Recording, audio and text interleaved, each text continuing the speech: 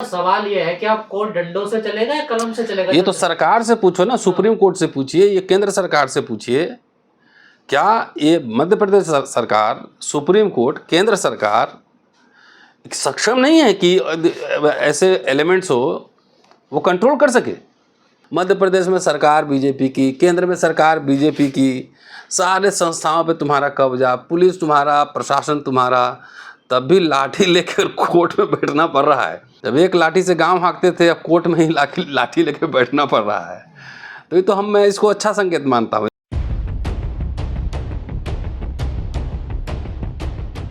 Sir, Gwalior high court में मनुवादी वकीलों ने लठ टांग दिए हैं और कह दिया है कि जो इधर को आएगा बाबा साहब की मूर्ति लगाने के लिए लठ देख लो। न्याय के मंदिर में भी अब जो है लठों से काम चलेगा। अब तक कहते थे कि वकील एक समझदार कौम है, कलम से काम चलाती है। क्या बोलूँ मैं? वैसे चलिए, तो संकेत तो बड़ा बढ़िया है। तो इस संकेत जो है पिछले 25-30 वर्षों में जो हमने देखा है बदलाव, इस संकेत तो बहुत बढ़िया है कि पहले एक लाठी से पूरा गांव हाँक देते थे। सही कह रहा हूँ? गांव का गांव दलित भगा देते थे एक लाठी से, और वो भी उनके ज़मीन भी खाली करवा लेते थे, मजदूरी नहीं देते थे, मजदूरी देने पे पीटते भी थे मांगने पर। अब तो हाई कोर्ट में वकील जो कि संविधान विरोधी वकील लोग हैं और जो कि बाबा साहब का मूर्ति का विरोध भी कर रहे हैं, वो लाठी लेके बैठे हुए। तो सोचिए समाज कितना बदला है। जब एक लाठी से गांव हाँकते थे, अब कोर्ट में ही लाठी लेके बैठना पड़ रहा है। तो ये तो मैं इसको अच्छा संकेत मानता हूँ। इसका मतलब है कि ना, नोबडी, अंग्रेजी में एक कहावत है, nobody kicks a dead horse, कि मरे हुए घोड़े को कोई नहीं मारता। भाई वो लोग सब बीजेपी आरएसएस के लोग हैं, आके सीधा कॉन्स्टिट्यूशन क्लब में कह रहे हैं कि BN राव ने संविधान लिखा, अम्बेडकर को नहीं मानता।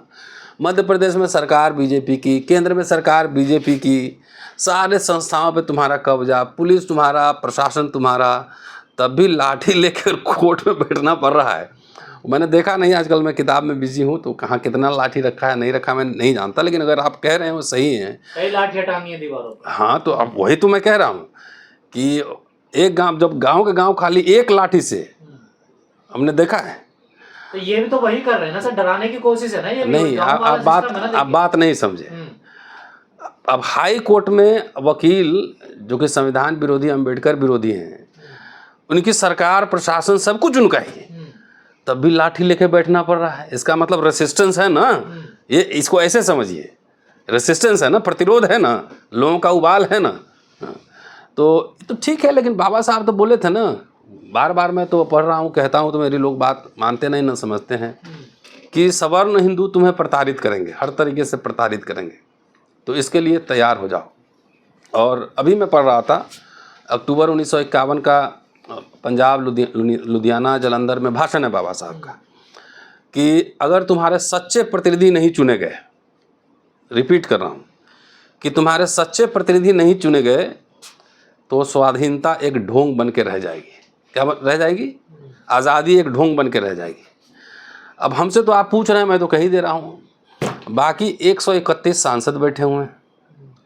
मोदी साहब भी सर झुकाते हैं बाबा साहब के सामने। ये बात अलग है कि अम्बेडकर अम्बेडकर अम्बेडकर एक फैशन हो गया है, उतना नाम तो भगवान का लेते तो स्वर्ग मिल जाता। तो ये पूरा जो संघ परिवार है ना, इसका 100 मुँह है, कोई कुछ और बोलेगा, कोई कुछ और करेगा, ये तमाम है। लेकिन जिस समाज को इस संविधान, सबको फायदा हुआ।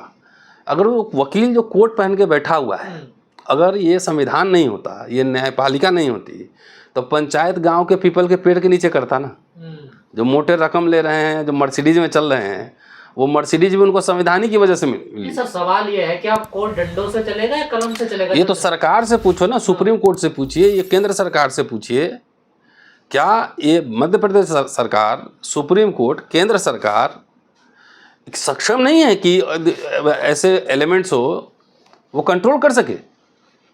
कितने लोग होंगे? 1000, 1500, 2000? तो ये तो सरकार की इच्छा शक्ति को दर्शा रहा है ना।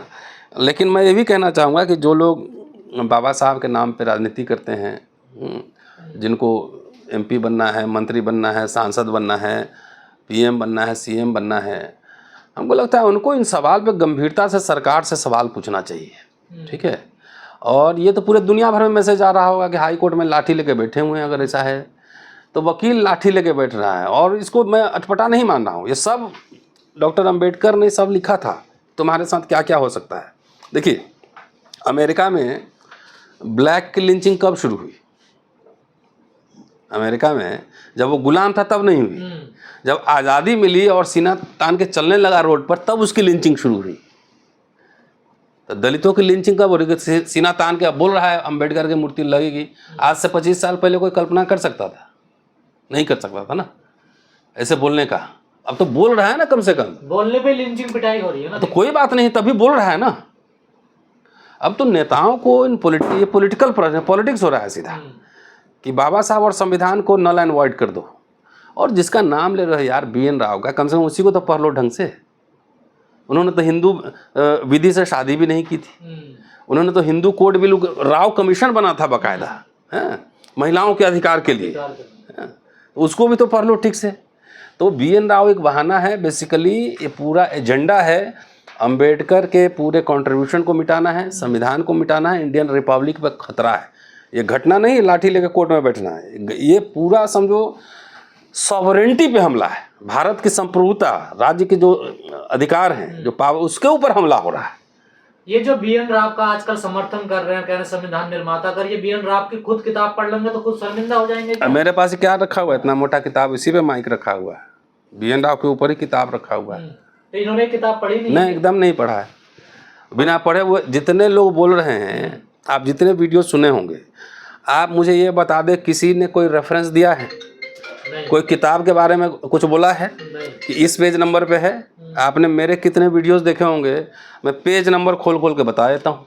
14 वॉल्यूम, 14 नंबर वॉल्यूम, उसका खंड नंबर 1 पार्ट 1, उसमें जाके देखिएगा BN राव पर कितना रेफरेंस है। और उसमें ढूंढिए बाबा साहब ने BN राव के बारे में क्या बोला है, हिंदू जो लॉ कमेटी बनी थी BN राव के अंडर में, उसके बारे में क्या बोला है, एक बार देखिए तो सही। तो कोई बाबा, चाहे इस तरह का वकील जो है ना, किस तरह की वकालत करता होगा मैं नहीं जानता। मैंने एक वकील के ऊपर PhD की है, और वकील जब कोर्ट में आर्गूमेंट करता है ना, मैं मिनिमम बात बता रहा हूँ, तो फैक्ट सबूत के आधार पर आर्गूमेंट करता है।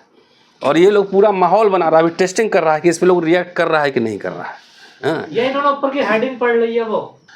तो मेरा ये कहना है कि जो बड़े बड़े नेता लोग हैं, वो लोग तो हम ही लोग से आप लोग बुलवा रहे हैं। नेता सबसे बुलवाइए जरा से, क्या हो रहा है। अगर संविधान खत्म होगा तो CM PM MP और मिनिस्टर बनने का सपना भी खत्म हो जाए। बोला एक काम करो, चलो घर बैठो, अब तुम्हारा चुनाव खत्म हो गया। एक तरह से चुनाव पे आप देख रहे हैं इलेक्शन कमीशन का रोल, और तमाम एजेंसीज हैं उसका रोल तो देख ही रहे हैं। ये घोषणा करने में कितना टाइम लगेगा? अभी तो भाई मुसलमान को टारगेट किया हुआ है, कभी 370, कभी कुछ और, कभी कुछ और, कभी वक्फ बोर्ड। हाँ, तो आप तो दलित हमारे पिछड़े भाई लोग समझ रहे हैं कि अरे ये तो मुसलमान के बारे में है, लेकिन असली निशाना तो यही लोग है। ये साबित हो गया तो कि जो संविधान ही खत्म, अम्बेडकर का अस्तित्व ही खत्म करने पे तुले हुए हैं, तो मुसलमान तो वैसे भी जी रहा था वैसे भी जिएगा। रिजर्वेशन तो किसको बनना है? शेड्यूल कास्ट शेड्यूल ट्राइब को पहले लोकसभा विधानसभा में जाना है ना। तो एक दिन एक झटके में, वैसे भी दो ही टर्म के लिए था ये, 10 साल के लिए, 2 टर्म 10 साल के लिए ही था। तो चलिए, लोग जितना भी गाली दे ले कांग्रेस को, लेकिन कांग्रेस ने 3-4 बार तो बढ़ाया ना, उसका बढ़ते ही रहा। ये बाबा साहब ने लिखा है, वही अक्टूबर के भाषण में पंजाब में कहा है कि 2 टर्म के लिए है, और कोई आपको पूछने नहीं आएगा और ना आप देने जाएंगे। क्या कोई दलित संगठन उस समय आंदोलन किया था कि हमारा बढ़ाया जाए? लेकिन सरकार ने बढ़ाया ना उसको, तभी ना आप CM PM का ख्वाब देख रहे हैं। तो आपको ये समझना पड़ेगा कि नेताओं से भी उसको अकाउंटेबल बनाइए। बाबा साहब की लाइन है कि अगर सही प्रतिनिधि नहीं चुने गए तो स्वाधीनता एक ढोंग बन के रह जाएगी। ये सवाल तो अब जो बाबा साहब परम पूज्य दिन भर बाबा नाम केवलम, बाबा नाम जय भीम दिन भर करता है नेता लोग, उनसे पूछिए कि इस पे क्या स्टैंड है, हाउस में वो क्या बोलेंगे। ये सवाल इम्पोर्टेंट है। सर डंडे तो लगा दिए हैं ग्वालियर हाई कोर्ट में, जो अम्बेडकरवादी वकील हैं क्या करें वो? क्या करें? कोर्ट में जाएं? डंडा से क्या डरना? हाँ, अरे भाई, अब मैंने पहले ही कहा ना कि एक डंडे में गांव हाँकते थे, अब गोली मारनी पड़ रही है, अब इतने सारे डंडे लाने पड़ रहे हैं। इसका मतलब है ना कुछ तो है रेसिस्टेंस समाज में। ये तो पॉजिटिव संकेत है ये।